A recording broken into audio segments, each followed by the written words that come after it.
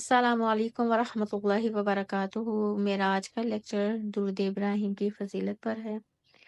अल्लाहुम्मा सल्ली अला मुहम्मदिन व अला आलि मुहम्मद कमा सल्लैता अला इब्राहीम व अला आलि इब्राहीम इन्नका हमीदुम मजीद। अल्लाहुम्मा बारिक अला मुहम्मदिन व अला आलि मुहम्मद कमा बारकता अला इब्राहीम व अला आलि इब्राहीम इन्नका हमीदुम मजीद। दुरूद शरीफ की फजीलत। अल्लाह ताला ने हमको दुरूद पढ़ने का हुक्म दिया है। सूरत अहज़ाब आयत नंबर 56 में अल्लाह फरमाते हैं, अल्लाह नबी सल्लल्लाहु अलैहि वसल्लम पर रहमतें नाजिल फरमाता है और फरिश्ते नबी सल्लल्लाहु अलैहि वसल्लम के लिए दुआए रहमत करते हैं। ए लोगो जो ईमान लाए हो, तुम भी आप सल्लल्लाहु अलैहि वसल्लम पर दुरूद व सलाम भेजो। तो अभी ना आयात से क्या पता चलता है, अल्लाह ताला ने तमाम उम्मत मुसलमान को क्या हुक्म दिया है कि हम भी कसरत से आप सल्लल्लाहु अलैहि वसल्लम पर दुरूद व सलाम भेजें। एक मर्तबा दुरूद पढ़ने के 4 फ़ायदे होते हैं। आप सल्लल्लाहु अलैहि वसल्लम ने फरमाया, जिसने मुझ पर एक मर्तबा दुरूद भेजा, अल्लाह उस पे 10 रहमतें नाज़िल करेगा, 10 गुनाह माफ़ करेगा, 10 दर्जात बुलंद करेगा और 10 नेकियां उसके नामे अमाल में लिखी जाती हैं। ये निसाई की हदीस है। इस हदीस से क्या पता चलता है, हाँ, एक दफ़ा दुरूद पढ़ते हैं तो 4 जो हैं अजर इंसान को एट अ टाइम मिलते हैं। और जो है अल्लाह 10 दफ़ा उसकी तरफ रहमत की नज़र से देखता है। 10 नेकियां इंसान के नामे अमाल में लिखी जाती हैं, 10 गुनाह इंसान के नामे अमाल से मिटा दिए जाते हैं और अल्लाह 10 दर्जात उस बंदे के बुलंद करते हैं।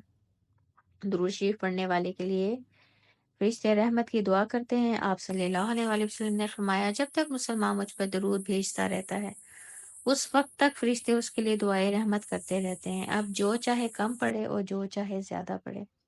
ये इब्ने माजा की हदीस है।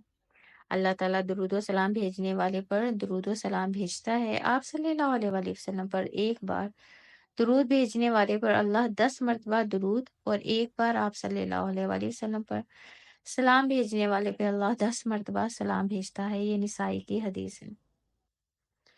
दुरूद इब्राहिम क़यामत के दिन शफाअत का बाइस बनेगा। 10 मरतबा सुबह और 10 मरतबा शाम आप सल्लल्लाहु अलैहि वसल्लम पर दुरूद भेजना आप सल्लल्लाहु अलैहि वसल्लम की रोज़े क़यामत शफाअत हासिल करने का बाइस है। ये अल्बानी की हदीस है। तो अगर हम चाहते हैं क़यामत वाले दिन आप सल्लल्लाहु अलैहि वसल्लम हमारी शफाअत करें तो फिर हमें क्या चाहिए? 10 मरतबा दुरूद शरीफ सुबह पढ़ें और 10 दफ़ा शाम को पढ़ें। दुरूद पढ़ना आप सल्लल्लाहु अलैहि वसल्लम की कुर्बत का बाइस बनेगा। आप सल्लल्लाहु अलैहि वसल्लम ने फरमाया, जो शख्स मुझ पर कसरत से दुरूद भेजता है, क़यामत के दिन सबसे ज़्यादा वो मेरे करीब होगा। ये तिर्मिज़ी की हदीस है। दुरूद शरीफ की अहमियत आप सल्लल्लाहु अलैहि वसल्लम ने फरमाया, रुसवा हुआ वो आदमी जिसके सामने मेरा नाम लिया जाए और वो मुझ पे दुरूद ना पढ़े। ये तिर्मिज़ी की हदीस है। इसी तरह एक और हदीस में आप सल्लल्लाहु अलैहि वसल्लम ने फरमाया, जिसके सामने मेरा नाम लिया जाए और वो मुझ पे दुरूद ना पढ़े वो बख़ील है। इसी तरह आप सल्लल्लाहु अलैहि वसल्लम ने फरमाया, जो मुझ पे दुरूद पढ़ना भूल गया उसने जन्नत का रास्ता खो दिया। इसी तरह आप सल्लल्लाहु अलैहि वसल्लम पे दुरूद ना भेजना क़यामत के दिन बाइसे हसरत होगा। तो अब इन तमाम अहादीस से हमको क्या पता चलता है कि जब भी आप सल्लल्लाहु अलैहि वसल्लम का नाम जो है अ, हमारे सामने लिया जाए या हम कहीं भी आप सल्लल्लाहु अलैहि वसल्लम का नाम पढ़ते हैं तो फिर हमें क्या चाहिए? हम जो है फ़ौरन दुरूद पढ़ें और जो है कंजूसी का मुज़ाहिरा ना करें। और जो शख्स भी कसरत से दुरूद पढ़ता है तो उसका क्या फ़ायदा है? अल्लाह ताला जो है उसे उससे राज़ी होकर उसे जन्नत में दाखिल करेंगे। और जो दुरूद पढ़ना भूल जाता है वो जन्नत का रास्ता खो देता है और क़यामत वाले दिन वो हसरत का जो है इज़हार भी करेगा। दुरूद शरीफ गमों से निजात का ज़रिया है। हज़रत उबई बिन कअब रज़ियल्लाहु तआला अन्हु फरमाते हैं, मैंने अर्ज़ किया, या रसूलल्लाह सल्लल्लाहु अलैहि वसल्लम, मैं आप पर कसरत से दुरूद भेजता हूँ, मैं अपनी दुआ में कितना वक़्त दुरूद के लिए वक़्फ़ करूँ? आप सल्लल्लाहु अलैहि वसल्लम ने फरमाया, जितना तू चाहे। मैंने अर्ज़ किया, 1/4 सही है? आप सल्लल्लाहु अलैहि वसल्लम ने फरमाया, जितना तू चाहे, लेकिन अगर तू इससे ज़्यादा कर ले तो तेरे लिए अच्छा है। میں نے عرض کیا نصف وقت مقرر کروں؟ آپ صلی اللہ علیہ وآلہ وسلم نے فرمایا جتنا تو چاہے، لیکن اگر اس سے بھی زیادہ کرے تو تیرے لیے اچھا ہے۔ میں نے عرض کیا کیا 2 تہائی مقرر کروں؟ آپ صلی اللہ علیہ وآلہ وسلم نے فرمایا جتنا تو چاہے، لیکن اگر زیادہ کرے تو تیرے حق میں بہتر ہے۔ میں نے عرض کیا میں اپنی ساری دعا کا وقت درود شریف کے لیے وقف کرتا ہوں۔ اس پر آپ صلی اللہ علیہ وآلہ وسلم نے فرمایا یہ تیرے غموں دکھوں کے لیے کافی ہے اور تیرے گناہوں کی بخشش کا باعث ہوگا۔ یہ ترمذی کی حدیث ہے۔ تو اب اس حدیث سے ہمیں کیا پتہ چلتا ہے؟ اگر ہم چاہتے ہیں ہمیں غموں سے نجات ملے، تکلیفیں ہماری دور ہوں، تو پھر ہم کو کثرت سے درود شریف پڑھنا چاہیے، اٹھتے بیٹھتے چلتے پھرتے۔